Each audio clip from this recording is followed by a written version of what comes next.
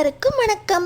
நம்ம அழகே அழகு சீரியலில் இந்த ராகவனுக்கு ஃபுல் பாடி செக்கப் நடந்துக்கிட்டு இருக்கும்போது நம்ம மதியை பார்த்து இவன் இந்த இடத்துல இருந்தானா நான் செத்து போயிடுவேன், முதல்ல இங்கேருந்து போக சொல்லுங்க அப்படின்னு கோவத்தோட கத்துறாரு. நம்ம மதி ராகவனுக்கு ஃபுல் பாடி செக்கப் நடந்துக்கிட்டு இருக்கும்போது எதுக்காக பதறி அடித்து ராகவனோட ரூமுக்கு வந்தாங்க? ராகவன் நம்ம மதியை துரத்துறதுக்கு என்ன காரணம் தெரிஞ்சுக்கிறதுக்கு முன்னாடி இந்த வீடியோக்கு ஒரு லைக் போட்டுக்கோங்க.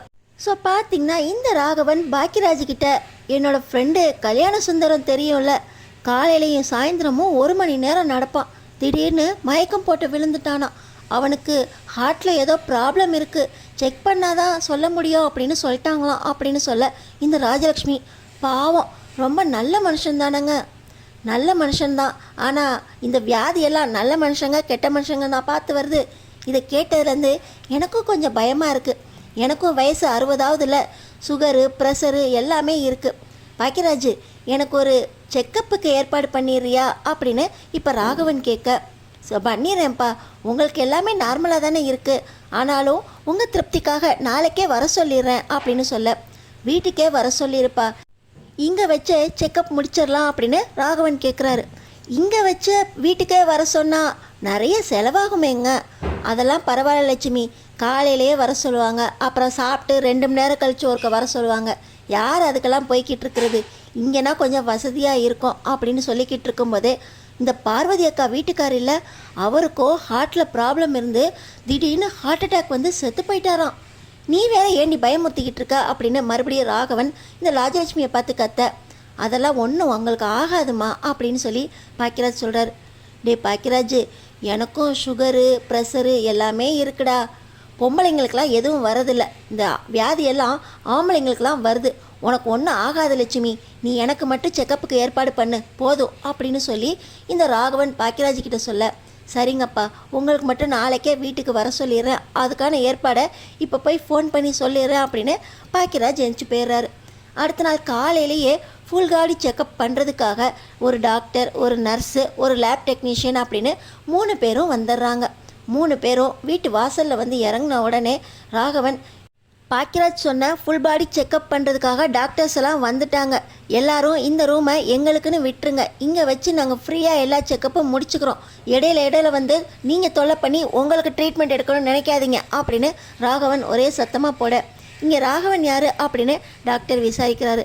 நான் தான் டாக்டர், எனக்கு தான் ஃபுல் பாடி செக்கப் பண்ணணும், இந்த ரூம் உங்களுக்கு போதுமா அப்படின்னு சொல்லி ராகவன் அவர் ரூமுக்கு கூட்டிகிட்டு போக, இப்போ பார்த்தீங்கன்னா ராஜலட்சுமி, டே பாக்கியராஜ் அப்பாவுக்கு சீக்கிரம் முடிஞ்சிருச்சுன்னா எனக்கும் ஒரு ஃபுல் பாடி செக்கப் பண்ணிடலாமேடா அப்படின்னு ராஜலட்சுமி கேட்குறாங்க.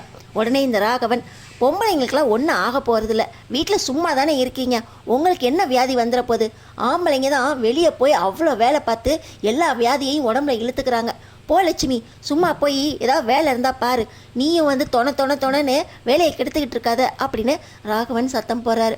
இப்போ பார்த்தீங்கன்னா, சார் இந்த ரூமை நாங்கள் யூஸ் பண்ணிக்கிறோம் அப்படின்னு சொல்லிட்டு இப்போ ராகவனுக்கு பிளட் சாம்பிள் எடுக்கிறாங்க, பிபி செக் பண்ணுறாங்க, ஹாட் வாட்டர் கிடைக்குமா அப்படின்னு அங்கே கேட்க, பார்த்தீங்கன்னா நம்ம மதியையும் மலரையும் தான் இந்த ராஜலட்சுமி ஹாட் வாட்டர் கேட்குறாங்களே எடுத்துகிட்டு வா அப்படின்னு சொல்லி வேலை வாங்கிக்கிட்டு இருக்காங்க. இந்த நேரத்தில் தான் பார்த்தீங்கன்னா இசிஜி செக் பண்ணுறதுக்காக ராகவனை படுக்க வைக்கிறாங்க. ராஜலட்சுமி ரூமில் எட்டி பார்த்துக்கிட்டு இருக்காங்க.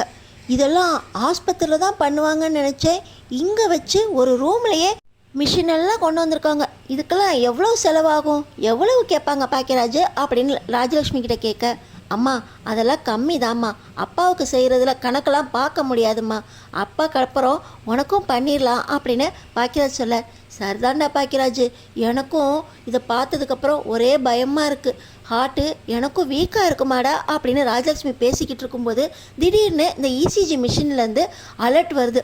இந்த சவுண்டை கேட்டோன்னே இது ரெட் அலர்ட் ஆச்சே, ஏன் இந்த சவுண்ட் வருது அப்படின்னு மதி கிச்சன்லேருந்து வேகமாக வராங்க. பார்த்தீங்கன்னா இங்கே டாக்டர்ஸும் நர்ஸும் திடீர்னு பரபரக்க ஆரம்பிச்சிடுறாங்க. ராகவன் உடம்பெல்லாம் நடுங்க ஆரம்பிச்சிருது, தூக்கி போடுது, எனக்கு மூச்சு வரல அப்படின்னு அவர் சத்தம் போட்டு பயந்துக்கிட்டே தூக்கி போடுற உடம்பை பார்த்து அவரும் நடுங்கிக்கிட்டு இருக்காரு. டாக்டர் உடனே, நர்ஸ் ஆக்சிஜன் கிட்ட எடுத்துகிட்டு வாங்க அப்படின்னு சத்தம் போடுறாரு. இங்கே இசிஜி மிஷின்லேருந்து அலாரம் சவுண்டு கேட்டுக்கிட்டே இருக்குது, ஹார்ட் பீட் கம்மி ஆகிட்டே போகுது, ஆக்சிஜன் கிட்ட எடுத்துகிட்டு வந்துட்டிங்களா அப்படின்னு மறுபடியும் நர்ஸ் கிட்ட கேட்க, சார் நம்ம கொண்டு வந்த ஆக்சிஜன் கிட்டில் ஆக்சிஜன் சிலிண்டர் காலி ஆகிருக்கு, ஏதோ பதட்டத்தில் காலையிலேயே இந்த எம்டி சிலிண்டரை எடுத்துகிட்டு வந்துட்டோம் சார், ஒரு 20 மினிட்ஸ் வெயிட் பண்ணிங்கன்னா புது சிலிண்டர் ஹாஸ்பிட்டல்லேருந்து வந்துடும் அப்படின்னு நர்ஸ் சொல்கிறாங்க. ஹார்ட் பீட் குறைஞ்சிக்கிட்டே இருக்குது, இது ரெட் அலர்ட்னு உங்களுக்கு தெரியாதா? ஆக்சிஜன் சிலிண்டர் இதெல்லாம் எடுத்துகிட்டு வரணும்னு ஏன் உங்களுக்கு தெரியல?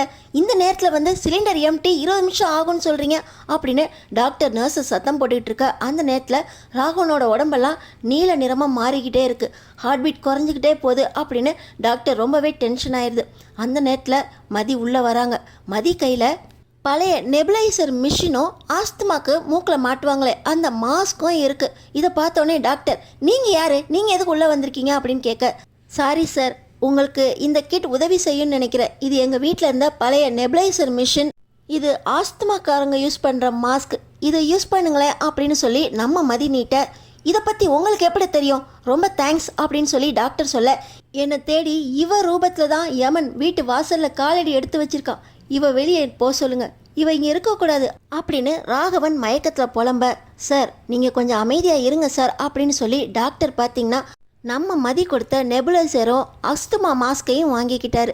இந்த அஸ்துமா மாஸ்க் தேவைப்படாது அப்படின்னு சொல்லிட்டு டாக்டர் நர்ஸ் கிட்டேருந்து ஆக்சிஜன் மாஸ்கை வாங்கி நெபுலைசராக ஆன் பண்ணார்.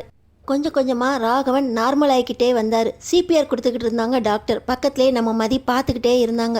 ராகவனோட உடம்பு தூக்கி தூக்கி போட்டுக்கிட்டு இருந்துச்சு இல்லையா, இப்போ கொஞ்சம் கொஞ்சமாக அமைதியாச்சு, மூச்சு விட முடிஞ்சிச்சு, மூச்சு திணறல் நின்றுச்சு, நீல நிறம் நார்மலாக மாற ஆரம்பிச்சிச்சு. இப்போ தான் டாக்டருக்கு கொஞ்சம் திருப்தி. ஃபுல் பாடி செக்கப்புக்கு என்னென்ன எடுத்துகிட்டு வரணும் என்னென்ன எடுத்துகிட்டு வரக்கூடாது அப்படின்னு எல்லாத்தையும் செக் பண்ணி எடுத்துகிட்டு வர மாட்டிங்களா அப்படின்னு நர்ஸை சத்தம் போட்டுக்கிட்டே டாக்டர் மதிக்கிட்ட வராங்க. நீங்கள் ரொம்ப கிளவர் மேடம், நீங்கள் மட்டும் இல்லைன்னா உங்கள் மாமனாரை காப்பாற்றிருக்கவே முடியாது, உங்களுக்கு இதெல்லாம் எப்படி தெரியும் அப்படின்னு டாக்டர் மதிக்கிட்ட கேட்குறாங்க.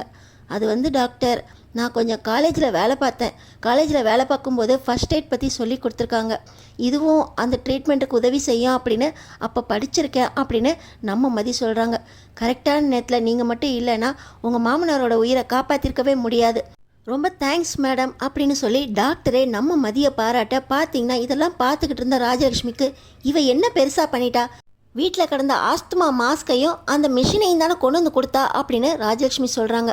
இதை கொடுக்கறது பெருசு இல்லை, சரியான நேரத்தில் யார்கிட்ட கொடுக்கணுமோ அவங்கள்ட்ட கொடுத்துருக்காங்க, உங்கள் புருஷன் உயிர் பொழைச்சது உங்களுக்கு சந்தோஷம் இல்லையா அப்படின்னு டாக்டர் கேட்க, என்ன டாக்டர் சொல்கிறீங்க, ஆமாம் அவருக்கு ஹார்ட் பீட் நின்று போச்சு, இப்போ மட்டும் இவங்க இதை கொடுக்காட்டினா உங்கள் கணவரோட உயிரை காப்பாற்றிருக்கவே முடியாது, முதல்ல இவங்களுக்கு நன்றி சொல்லுங்க அப்படின்னு டாக்டரே நம்ம மதியை கை காட்டி ராஜலட்சுமி கிட்ட சொல்ல, பக்கத்தில் இது வரைக்கும் பார்த்துக்கிட்டே நின்ன சுரேஷ், மதி ரொம்ப தேங்க்ஸ், எங்கள் அப்பா உயிரை காப்பாற்றிருக்க, ஆனால் இதை வச்சுலாம் நான் உன்னை பாராட்டிடுவேன் மட்டும் நினைக்காத அப்படின்னு சுரேஷ் சொல்லிட்டு போக, இன்னொரு பக்கம் பாக்கியராஜ், அவன் கிடக்கான்ப்பா, நீ தான்ப்பா எங்கள் அப்பா உயிரை காப்பாற்றிருக்க, எங்கள் அப்பா ஏதோ பயத்தில் சொல்லிட்டாருன்னு நினச்சேன், ஆனால் திடீர்னு அவருக்கு இப்படி ஆகும், ஹார்ட் பீட் நின்று போய் உன்னால தான் அவர் காப்பாற்றப்படுவார்னு நான் நினச்சி கூட பார்க்கல, ரொம்ப தேங்க்ஸ்ப்பா அப்படின்னு பாக்கியராஜ் நம்ம மதிக்கிட்ட தேங்க்ஸ் சொல்ல, ராஜலட்சுமி மதி பக்கத்தில் போய் நிற்க, மதிக்கிட்ட ராஜலட்சுமி நன்றி சொல்லுவாங்களா அப்படின்னு மலர் ரொம்ப ஆர்வமாக பார்த்துக்கிட்டு இருக்க.